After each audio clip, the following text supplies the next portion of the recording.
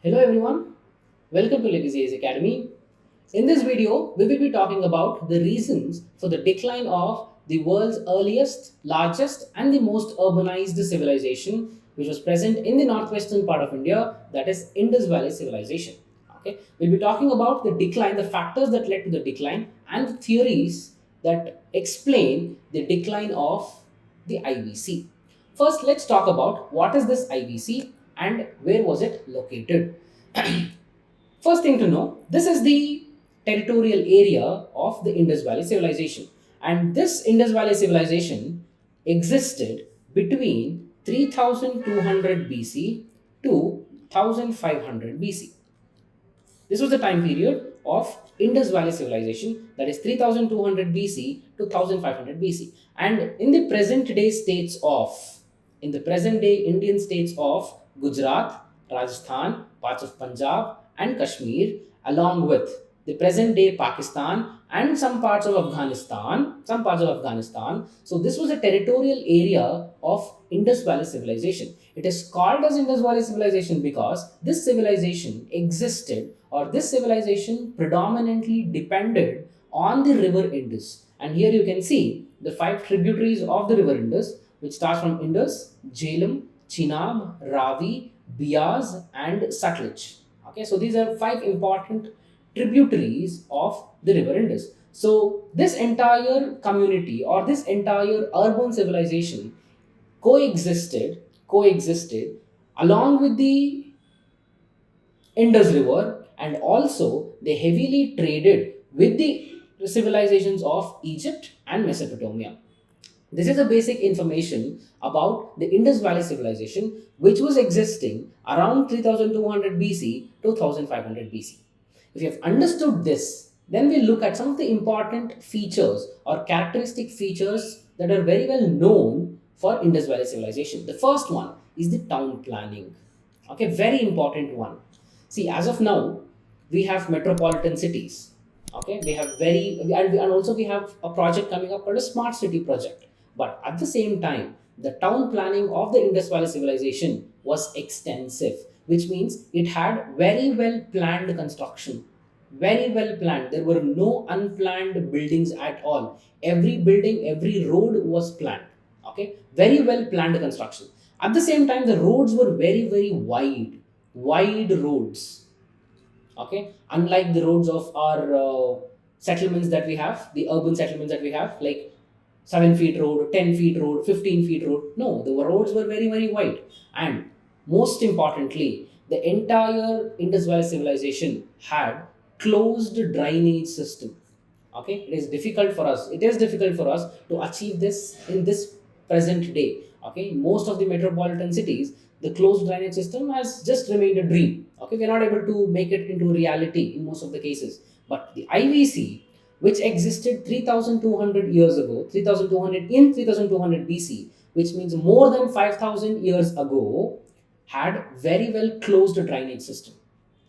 See, we all have heard about Swachh Bharat mission, okay, where the Prime Minister gave a call for India to become free of open defecation, okay, to become free of open defecation.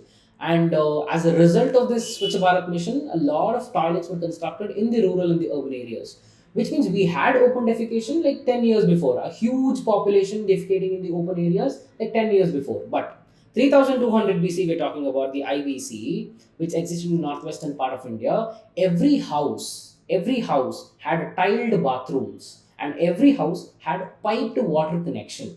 And there are also multiple cities in the IVC where we have got multi-storied buildings like duplex and the triplex houses. So this was the condition of the Indus Valley civilization. That is the town planning of the Indus Valley civilization. Very well planned. Seals. As of now, we have coins so that we trade. But the people of the IVZ traded with the people of the Egypt and also Mesopotamia. Egypt is the present day Egypt or the northern part of Africa. Mesopotamia is the present day Greece and the Mediterranean that we have.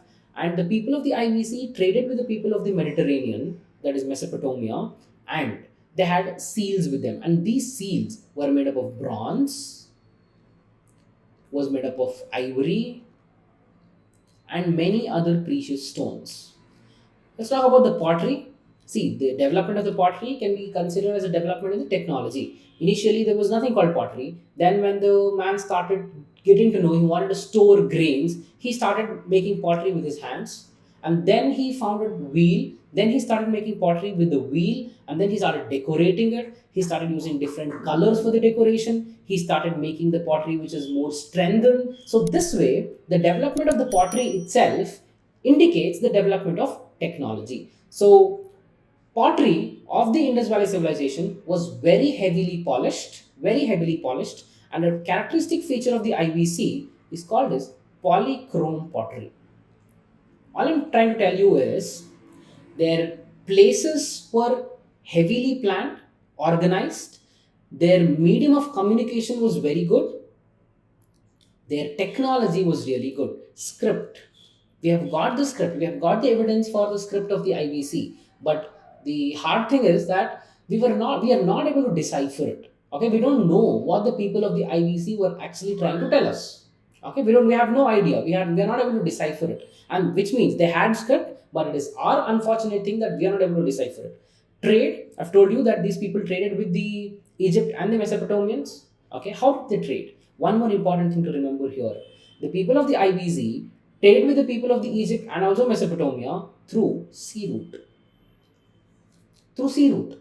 Okay, that's how they traded. And if you're traveling or if you're trading through a sea route, you need a place to unload and load, which means you need a coast, you need a harbor, you need a port, and that port was a place in the present day Gujarat called as Lothal. Okay, Lothal was a dockyard that we have found which belonged to the time period of IBC. Society, society was very much peaceful. See, these are the people who have everything, and they had no conflicts, and they had no army at all, no weapons, no army, which means the society of the IBC was very peaceful. By understanding all this, by getting to know all this, one thing that we can be very sure of is that the IBC was a utopian society, which means IVC had everything that a modern man now desires. Okay, so IVC was such a great civilization. That is the reason why it is called as the most urbanized, the largest, and the oldest civilization in the South Asia. With all these amenities, with all such greatness, which existed between 3200 BC to 1500 BC, what changed in 1500 BC that such a civilization declined? Okay, so this is a question that we are trying to answer. The first and the most important and a widely accepted theory by the world and also by India is something called as Aryan invasion theory. So this Aryan invasion theory, that's what we believe. The Aryan invasion theory destroyed and was responsible for the decline of IVC. So what is this Aryan invasion theory?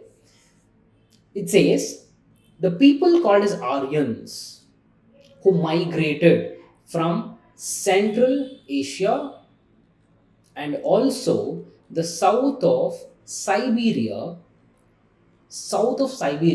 they invaded the northwestern borders, which had IVC, invaded the northwestern borders and imposed their Vedic culture on the inhabitants of the IVC, massacred people, butchered people, made the original inhabitants of the IVC as their slaves, and they started something called as Vedic culture by 1500 BC. This is something called as Aryan invasion theory.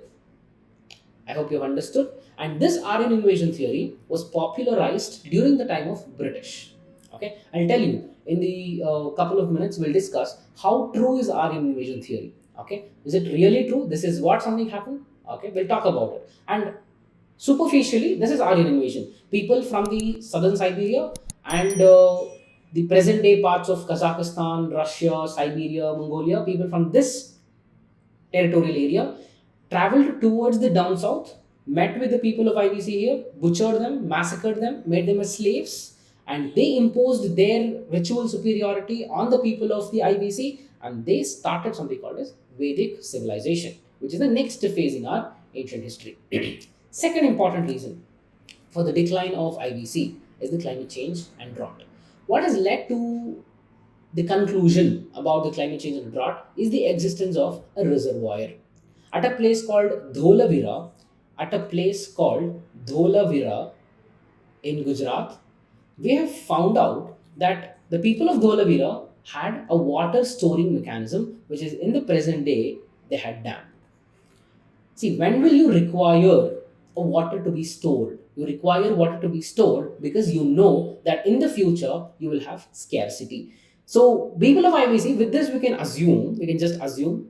All I'm trying to tell you is these are the theories that have come up. These are the theories for the decline of the IBC, and none of them are widely accepted by everyone. None of them are universal truths. Okay, these are just the hypotheses and the theories. Dholavira had a dam, okay, water storage mechanism, by which we would know that the people of Dholavira faced the scarcity of water, and they faced the scarcity of water because of climate change. And when there was a scarcity of water, there was a drought. And when the people of IBC started facing this drought, then they migrated. When they migrated, the IBC declined. Clear? This is the second important hypothesis that we actually believe. Third one, there was a huge flood, and recently there was a movie called Mohenjo-daro, okay, which had Hrithik Roshan acting as a male lead and Pooja Hegde as the female lead. So in the movie, it is shown that because of the flood, okay, because of the huge flood that caused because of the glacial melt, as these people were living on the banks of river Indus, and Indus river has its origins in the Himalayas, and whenever there were glacial outbreaks or the glacial melt, so that's when the IBC faced flood, and because of this, the Indus Valley Civilization declined, and the people of the IBC died. So this is the third important hypothesis that we have, and the fourth and the most recent one, that's post COVID-19 that we have, is the people of IBC would have been suffered because of a pandemic, because now we have Covishield and Covaxin, but back then people did not have anything. Okay, if at all there is a health emergency, people did not have the healthcare centers. So because of the pandemic, the people couldn't withstand this any virus or a bacteria, and there was a huge pandemic which resulted in the decline of IBC. And this is the most recent theory that we have. And the next question to be answered, like, how true is Aryan invasion theory? Is it really true that the people called as Aryans migrated and they imposed their rituals on the people of IBC, because of which we have the elimination or a decline of the Indus Valley civilization? We'll see. See, this Aryan invasion theory was very much popularized by the Britishers. We'll criticize Aryan invasion theory. I'll give you some of the pointers to criticize Aryan invasion theory. It was popularized by the Britishers, and the Britishers always wanted and they believed in a policy called as divide and rule. Divide and rule. We have seen this in almost all the battles that were fought by the Britishers, including the Carnatic Wars. Battle of Plassey was the greatest example of this divide and rule in the year 1757. So this was the policy of Britishers, which was divide and rule, and they wanted to divide the people of India on the basis of their origin, and they formulated this Aryan invasion theory, which said the people of South India are the descendants of the original inhabitants of the IBC, and the people of North India, who are more fairer in their skin color, these are the people who are the descendants of the Aryans. Okay, this was the policy that was given by the Britishers, and this was the theory that was popularized by the Britishers. Clear? If at all Aryan invasion is true, that the people of the Aryan origin invaded the IBC around 1500 BC, and they imposed their rituals on the people of IBC, if this is true, then probably we wouldn't have had something called as Ramayana. The chronological or the dating, the archaeological dating process that happened in the Ayodhya says that the Ayodhya temple was built around 6000 BC. Okay, so around this time period, which means by this time period, Lord Ram was already present. So in this scenario, we can say, though people consider this to be a mythologist, but this is a fact. There's a professor of the university by a professor called as B.B. Lal. So B.B. Lal was the one who actually led this entire team of archaeologists who conducted the carbon dating process in the Ayodhya. So he comes out with this date. So if this is true, then how will the people of Aryan origin invade the IBC? Okay, this is something that is contradictory, and this is something that has to be in the near future. A lot of research has to be carried out on this Aryan invasion theory, so that our history and our ancestors, the theory of our ancestors, becomes very much clear for us. So that's it for the day. For more such interesting content, subscribe to Legacy S Academy. Have a nice day. Thank you.